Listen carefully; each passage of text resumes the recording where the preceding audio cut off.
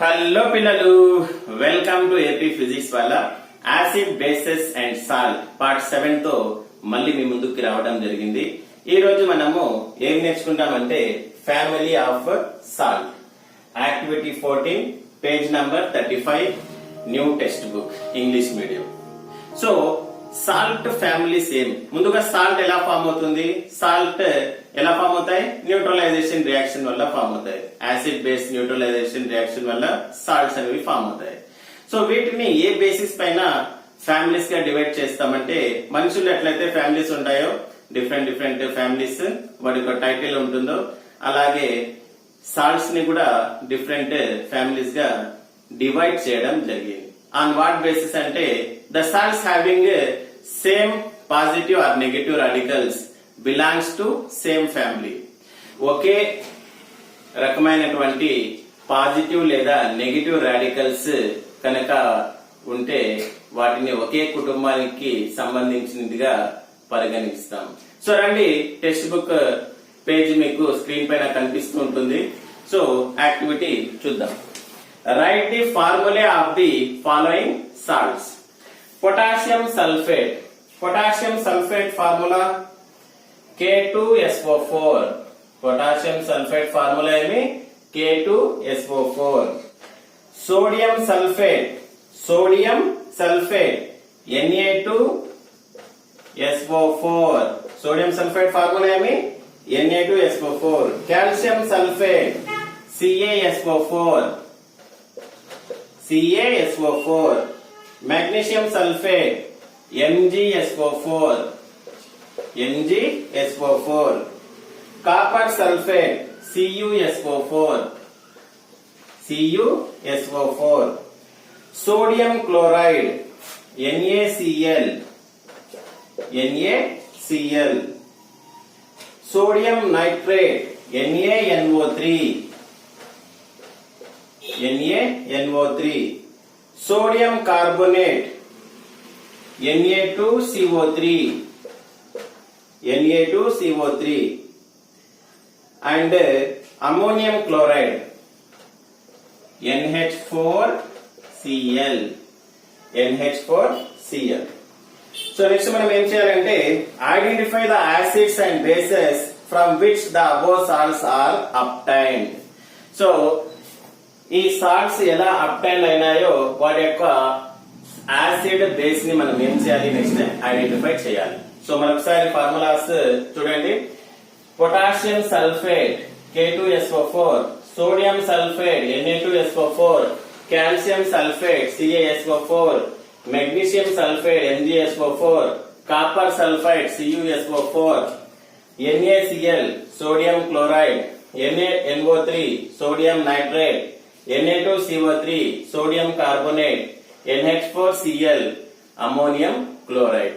So రండి, next మనము ఈ సాల్ట్స్ ఏర్పడడానికి ఏ యాసిడ్ ఏ బేస్ యూజ్ చేస్తే ఈ సాల్ట్స్ ఫామ్ అయినాయో ఐడెంటిఫై చేద్దాం. సో పాస్ చేసి నోట్ చేసుకోండి. న్యూట్రలైజేషన్ రియాక్షన్ లో యాసిడ్ బేస్ రియాక్ట్ అయితే సాల్ట్ అండ్ వాటర్ ఫామ్ అవుతుంది, మనకు తెలిసిందే. సో ఇక్కడ సాల్ట్స్ మనం రాసేసాం. ఇక్కడ చూడండి, ఇప్పుడు ఐడెంటిఫై చేయాలా మనం ఏ యాసిడ్ ఏ బేస్ తో రియాక్ట్ అయితే ఈ సాల్ట్ అనేది ఫామ్ అయిందో. ఇక్కడ చూడండి, పొటాషియం సల్ఫేట్ ఫామ్ అవ్వాలంటే ఏం యాసిడ్ ఇక్కడ యూజ్ చేస్తామంటే సల్ఫ్యూరిక్ యాసిడ్ H2SO4 అండ్ ఏం బేస్ అంటే KOH, పొటాషియం హైడ్రాక్సైడ్. ఇప్పుడు చూడండి, ఇక్కడ సోడియం సల్ఫేట్ వాటర్ ఉంది.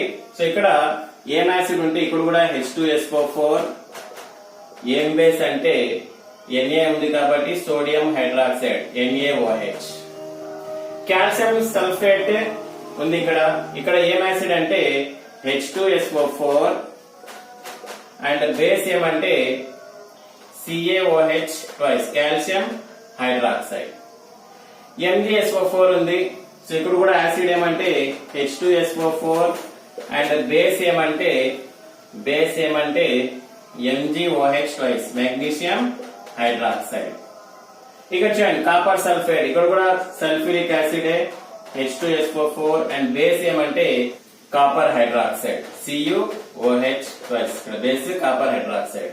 ఇప్పుడు సాల్ట్ చూడండి, సాల్ట్ కాంబినేషన్ లో ఇక్కడ HCl యాసిడ్, బేస్ వచ్చేసి సోడియం హైడ్రాక్సైడ్ NaOH. ఇక్కడ చూడండి సోడియం నైట్రేట్, సో ఇక్కడ యాసిడ్ వచ్చేసి nitric acid HNO3 and base వచ్చేసి సోడియం హైడ్రాక్సైడ్. ఇక్కడ చూడండి సోడియం కార్బోనేట్ ఇక్కడ acid carbonic acid H2CO3 and base sodium hydroxide.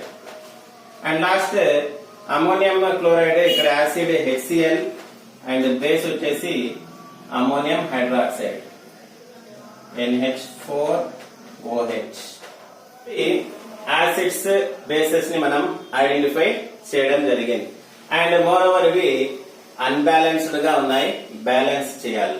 So కొన్ని బ్యాలెన్స్ ఉంటాయి అండ్ కొన్ని బ్యాలెన్స్ ఉండవు. సో దీన్ని బ్యాలెన్స్ చేయాలి. ఎందుకు బ్యాలెన్స్ చేయాలంటే to satisfy law of conservation of mass. ఈ law of conservation of mass ఏం చెప్తుంది? Before and after reaction the mass of reactants and products are same. కాబట్టి ఇక్కడ మనము బ్యాలెన్స్ చేయాల్సి ఉంటుంది. చూద్దామా ఇక్కడ కూర్చోండి. ఫస్ట్ ఈక్వేషన్ బ్యాలెన్స్ ఉందో లేదో చూడండి. ఎన్ని ఉన్నాయి ఇక్కడ? హైడ్రోజన్స్ 2 హైడ్రోజన్స్ ఉన్నాయి. 2 + 1 3 హైడ్రోజన్స్ ఉన్నాయి. ఇక్కడ 2 హైడ్రోజన్స్ మాత్రమే ఉన్నాయి. సో బ్యాలెన్స్ లేదు. సో బ్యాలెన్స్ చేయాలి. బ్యాలెన్స్ చేయాలంటే ఇప్పుడు ఏం చేయాలా? ఇక్కడ 2 పెట్టండి. సో ఇక్కడ 2 పెడితే 2 హైడ్రోజన్ 4 హైడ్రోజన్స్. ఇక్కడ 2 హైడ్రోజన్స్ ఉన్నాయి. సో ఇక్కడ ఇంకొక 2 పెట్టండి. So 2 2 4 hydrogens. సో సల్ఫర్ ఒకటే ఉంది. Oxygen 4 + 2 6 4 + 2 6. So the first equation is balance. So మిగతావి మీరు చేయండి. So acids, bases and salts identify చేసాం. ఈక్వేషన్ బ్యాలెన్స్ లేదు, నో బ్యాలెన్స్ గా ఉంది. So how to balance equations అనేవి chapter 9th class chemical reactions and equation start చేస్తే అక్కడ డీటెయిల్ గా నేర్పిస్తాను ఎలా బ్యాలెన్స్ చేయాలనేది.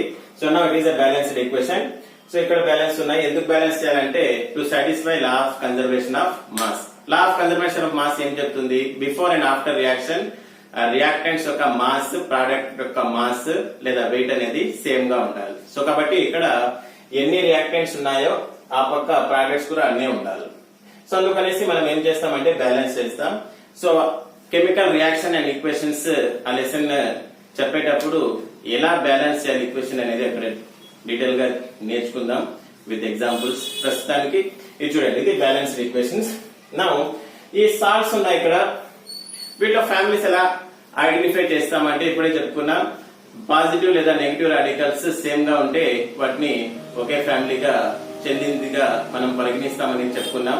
ఇప్పుడు చూడండి, సాల్ట్స్ లో SO4 ఉంటే సల్ఫైడ్ ఫ్యామిలీ అని, Cl ఉంటే క్లోరైడ్ ఫ్యామిలీ అని, CO3 ఉంటే కార్బోనేట్ ఫ్యామిలీ అని, Na ఉంటే సోడియం ఫ్యామిలీ అని మనము ఇలా కేటగిరీస్ గా డివైడ్ చేయొచ్చు. ఇప్పుడు చూద్దాం ఇక్కడ సల్ఫైడ్ ఫ్యామిలీస్ ఏవి ఉన్నాయో చూడండి.